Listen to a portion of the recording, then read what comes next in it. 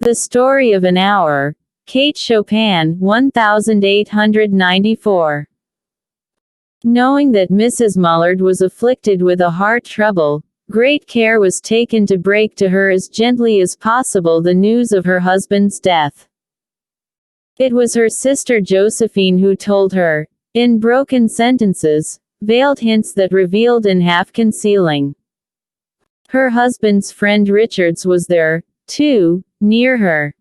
It was he who had been in the newspaper office when intelligence of the railroad disaster was received, with Brentley Mallard's name leading the list of killed. He had only taken the time to assure himself of its truth by a second telegram, and had hastened to forestall any less careful, less tender friend in bearing the sad message.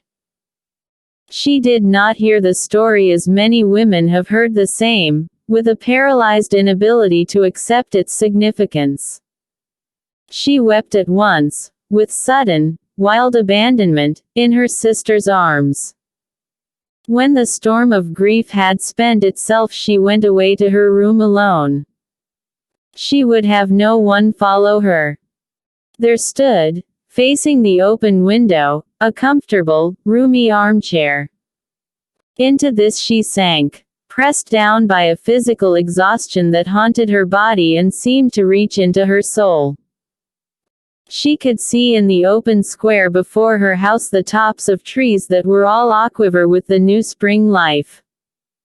The delicious breath of rain was in the air. In the street below a peddler was crying his wares. The notes of a distant song which someone was singing reached her faintly, and countless sparrows were twittering in the eaves.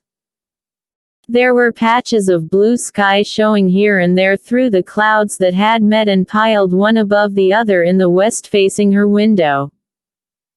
She sat with her head thrown back upon the cushion of the chair, quite motionless, except when a sob came up into her throat and shook her, as a child who has cried itself to sleep continues to sob in its dreams.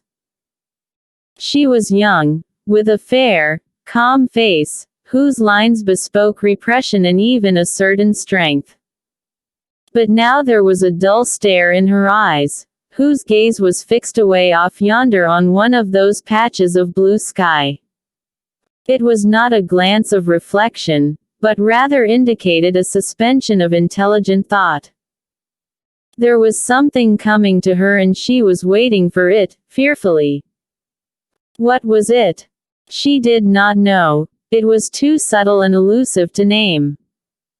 But she felt it, creeping out of the sky, reaching toward her through the sounds, the scents, the color that filled the air. Now her bosom rose and fell tumultuously. She was beginning to recognize this thing that was approaching to possess her, and she was striving to beat it back with her will as powerless as her two white slender hands would have been. When she abandoned herself, a little whispered word escaped her slightly parted lips. She said it over and over under HTE breath. Free, free, free. The vacant stare and the look of terror that had followed it went from her eyes. They stayed keen and bright. Her pulses beat fast, and the coursing blood warmed and relaxed every inch of her body. She did not stop to ask if it were or were not a monstrous joy that held her.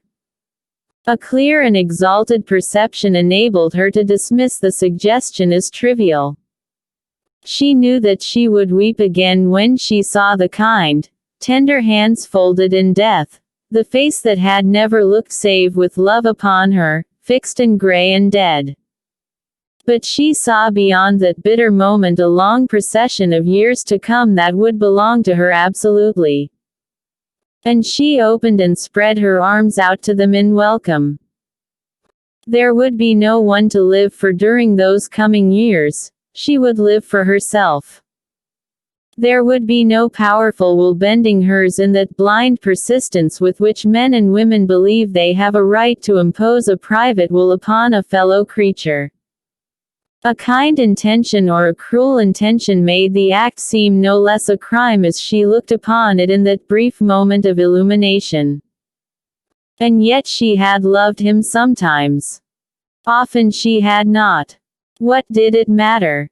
What could love, the unsolved mystery, count for in the face of this possession of self-assertion which she suddenly recognized as the strongest impulse of her being? Free. Body and soul free. She kept whispering. Josephine was kneeling before the closed door with her lips to the keyhole, imploring for admission. Louise, open the door. I beg. Open the door, you will make yourself ill. What are you doing, Louise? For heaven's sake, open the door. Go away. I am not making myself ill. No, she was drinking in a very elixir of life through that open window. Her fancy was running riot along those days ahead of her. Spring days, and summer days, and all sorts of days that would be her own. She breathed a quick prayer that life might be long. It was only yesterday she had thought with a shudder that life might be long. She arose at length and opened the door to her sister's importunities. There was a feverish triumph in her eyes, and she carried herself unwittingly like a goddess of victory. She clasped her sister's waist, and together they descended the stairs. Richard stood waiting for them at the bottom. Someone was opening the front door with a latchkey. It was Brently Mallard who entered, a little travel-stained, composedly carrying his gripsack and umbrella. He had been far from the scene of the accident, and did not even know there had been one. He stood amazed at Josephine's piercing cry, at Richard's quick motion to screen him from the view of his wife. When the doctors came, they said she had died of heart disease, of the joy that kills.